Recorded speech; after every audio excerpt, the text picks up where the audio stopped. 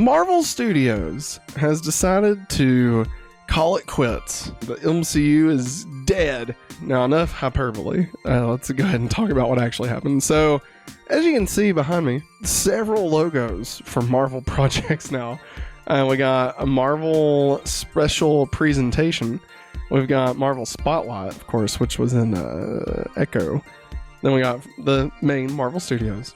Marvel Animation, which is X-Men 97 and other animated projects. And now, Marvel announced the rebirth of Marvel Television. Marvel Television, of course, existed before when it was ran by Jeff Loeb, friend of the Going Back to Smallville podcast. How is he a friend, really? Because we talk about him. We're gonna get into this. We're gonna break it down. Just what the hell does all of this mean?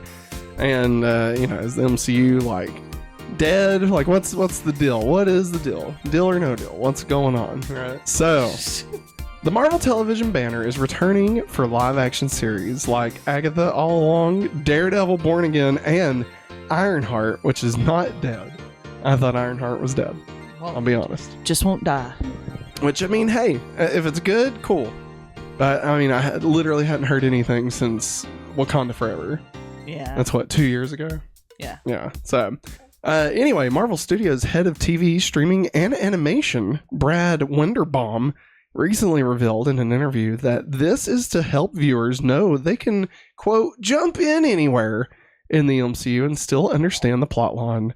Quote, we want to make sure that Marvel stays an open door for people to come in and explore. You know, Maggie, they say love is an open door. We finish each other's sandwiches. That's what I was going to say. So, on the heels of Endgame, I think there was maybe a little bit of obligation to watch absolutely everything in order to watch anything, Winterbaum continued. As you know, as a comics fan, they're designed to just pop in, find something that you like, and use that to enter you into the universe. And then you can explore and weave around based on your own preferences. Although all the shows will still be part of the MCU, viewers won't be forced to watch one production to understand the other one. Part of the rebranding of Marvel Studios, Marvel Television, Marvel Animation, and even Marvel Spotlight is to, I think, try to tell the audience you can jump in anywhere. They're interconnected, but they're not. You don't have to watch A to enjoy B. You can follow your bliss. You can follow your own preference. Find the thing you want within the tapestry of Marvel, Wenderbaum explained. The Marvel Television banner was folded into Marvel Studios in 2019, with Kevin Feige overseeing all development for the shows being developed for Disney+. He said, Jeff Loeb, get the fuck out of here. And bring me Miss Bliss. And he shut down all that freeform garbage and said, hey, agents of S.H.I.E.L.D., more like angels of canceled. I don't know why I said angels. You get what I'm trying to say. Angels of canceled. Listen. And now he's like, well, I mean, maybe it wasn't such a bad idea. You know, maybe it wasn't such a bad idea. That's basically what we're saying now.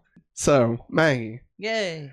What? Okay. I feel like this is a clear classic example of having your cake and eating it too. You know? Yeah. They're like, hey, it's interconnected, but it's not. Like, no. That's not how that works. Like, don't get me wrong. Okay, don't get me wrong. You didn't have to watch, Iron Man 2 to be able to watch Thor. Yeah. Right? And you didn't have to watch Thor to be able to watch Captain America. So, yeah, I agree with that. But, like, at the same point, you also could have watched Avengers on its own and not been, like, completely lost. Like the first one. Yeah. Now, I probably wouldn't go watch, like, Age of Ultron. Or I definitely wouldn't watch Endgame. Like, I feel like you watch Endgame and, like, without having any other context and you've lost it, you know? Yeah. But, like, you shouldn't have... I do agree. Like, you shouldn't have to watch, say, Loki in order to enjoy Ant-Man. Yeah. You know? Like, those feel very different. Mm-hmm. Now, Miss Marvel and the Marvels... Mm-hmm. I mean, I'm okay with that because, like, she's a main character in the movie, like, you know? So, I mean, I don't know. I think it's a good call, especially when they were pumping out, 97 hours of content every 2 weeks. I think it's a good call to try and spread it around and be like, hey, you know what? You can watch Echo without having seen fucking Secret Invasion or whatever. Yeah. You know, you don't have to watch What If to enjoy Geek that. Ledger said television/animation are obviously just a vision of Marvel Studios. People freaking out over nothing. Geek Ledger said, I can't wait for special presentation to get their own division called Marvel Presentation. Now, here's the thing, like, special presentation I could still see existing. I don't really understand why we need Marvel Spotlight now. I feel like Marvel Television kind of encapsulates everything that Marvel Spotlight is. I mean, technically you could say Marvel Spotlight is going to be for those like R-rated stuff. Mm-hmm. But I mean, I don't think that was really... Like, from the get-go, Marvel Spotlight was supposed to be stuff that was not ultra canon. Yeah. You know, like, it was like, yeah, I mean, this exists in the MCU, but you don't have to watch Echo in order to understand Secret Wars or whatever, you know. I'm with everybody else. I think this is a whole lot of nothing. A lot of smoke and no fire. You know what I mean? Like, smoke sure. is. If it makes Marvel feel better to label these things 5 different things... Go fucking knock yourself out. All right, I don't care. It doesn't matter. If Agatha All Along is a special presentation or Marvel Animation or Marvel Studios or Marvel Television or Spotlight, it doesn't really matter. Like, it's still Agatha from WandaVision. WandaVision, yeah. And like, here's the thing. Even if they're like, oh, this isn't canon, if it ends up being amazing, they're gonna make it canon. Yeah. You know? It's all about, to quote the late, great Ben-Hur, it's all about the Benjamins. All right. Geek Ledger said Kevin Feige in Spotlight is for street level / mature projects. And I 100% expect Blade to be a Marvel Spotlight project. You really think Blade as a movie would say Marvel Spotlight at the beginning? I can't see a movie having Marvel Spotlight at the beginning. I feel like they're going to want that studios. Like, I mean, the fact that Deadpool has Marvel Studios before it. Like, they want to cash in on that. Yeah. You know? And also Geek Ledger says, I think Marvel should do 3 movies, 2 shows, and 1 special presentation a year. 3 movies, 2 shows, 1 special presentation? Mm-hmm. 6 seasons in a movie. I would maybe flip the shows and movies. Do 2 movies, 3 shows. Yeah. And like make one of the, like, I mean, one of them can be animated. One of them can be like a lower budget, something like... Nothing against Daredevil or Echo, but like Agents obviously... of S.H.I.E.L.D. No. No. Bring it back. But like, you know, do like something that's a little bit lower of a budget, you know, like Echo or Daredevil. Yeah. And then you can also have one show that's like WandaVision or whatever, or Loki, you know, something that obviously uses a bit more budget. Ricky D said, hopefully they work on their PR department. And Geek Ledger said, in all caps...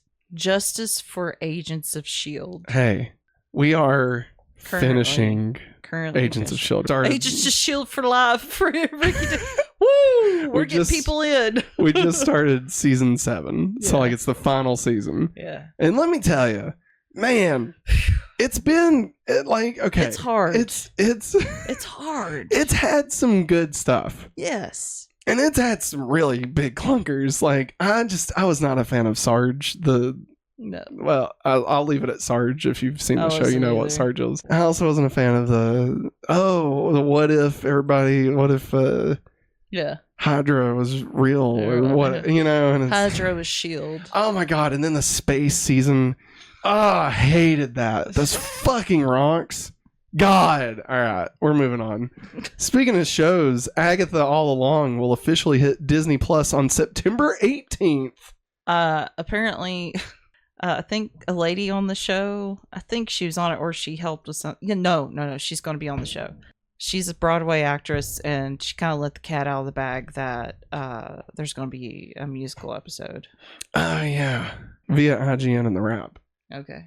They also showed the first trailer for Daredevil Born Again. It's not been released to the public, but includes, quote, bloody action sequences with Matt saying, the whole system is against you.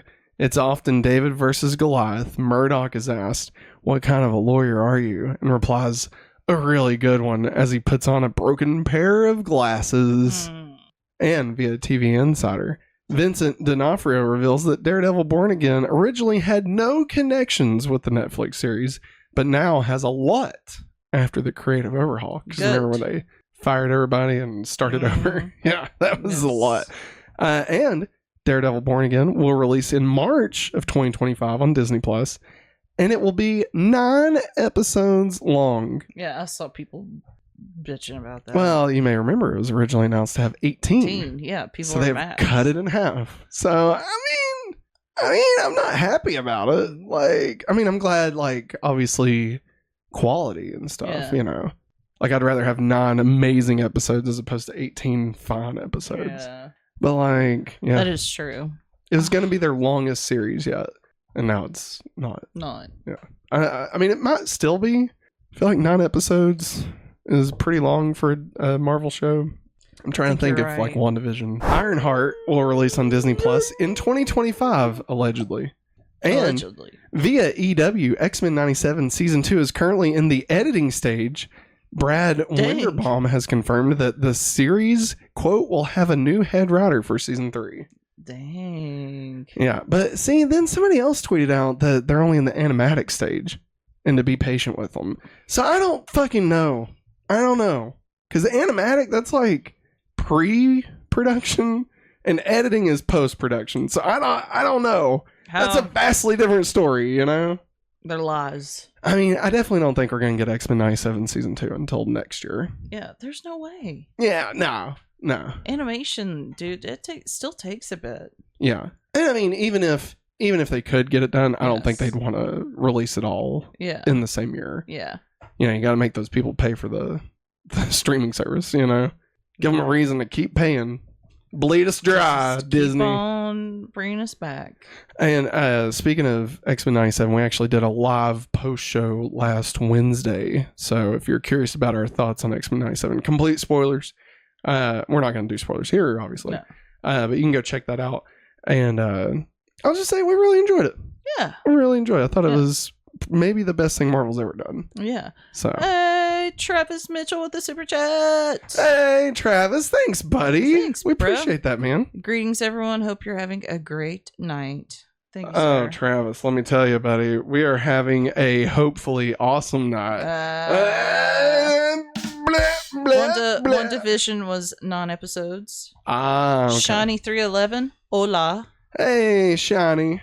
Ricky D says it's going to be a bait and switch with Foggy heading off into the mountains. It'll be a survival style show focused on Foggy. Oh my god. And Geek Ledger Foggy. It's like naked and scared or whatever. Yeah. You know what I'm talking about? Yeah, naked. Yeah. Naked and afraid. Yeah. But it's Foggy. Yeah. And who does he call to help him? The other half of the Bash Brothers. That's right. This is secretly a Mighty Ducks sequel. Oh my god. And then Geek Ledger says, but the first 2 of those were 30 minutes instead of an hour. They had the sitcom format, then switched to an hour-long drama halfway through episode 3. That's a good point. Naked in a fog, Travis Mitchell says. Ah, classic. Good job, Travis. Appreciate the puns coming in. That was great. And via comic book, what if season 3? Sorry, let me do that again. What if? That sounds bad. What if season 3 will likely be the next Marvel animation project to be released? That is the culmination of a trilogy. We're actually close to completing that one, said, I guess, Winterbomb. They consider this a trilogy. It's interesting. I mean, I guess season 2 did tie into season 1 more than I was expecting. Yeah, but it was better. Season 2 was much better. Much, much better. And lastly, I believe, via comic book, your friendly neighborhood Spider-Man will be long-form animation storytelling that will, like, quote, a cut from the Steve Ditko era of comics. And Peter's relationships brew when the stakes rise. In that first season, things feel really tragic, dangerous, and pretty incredible. And here's what I gotta say. You can take your friendly neighborhood Spider-Man and cram it up your ass, all right? Because I need Spider-Man 98. We salute Spider-Man 98. Yes. No, I mean, your friendly neighborhood Spider-Man looks fine. Like, it looks good. Don't get me wrong. I'm sure it'll be great. Go ahead, make it, release it. That's fantastic. Good, thank you. But I need Spider-Man 98. Okay? Yeah. That's what I need. Because the Fox Kids Spider-Man was the shit. All right? Like, I'm not asking for much, you know? I'm not asking for them to give me a second season to the MTV Spider-Man. Yeah. All right? I'm not even asking them to bring back the sensational Spider-Man, which I know most people would prefer. But I'm just saying, X-Men 97 did amazing. Fuck you think would happen with Spider-Man 98? All right? Come on. People will lose their minds. Come on, Disney. Get your head out of your ass.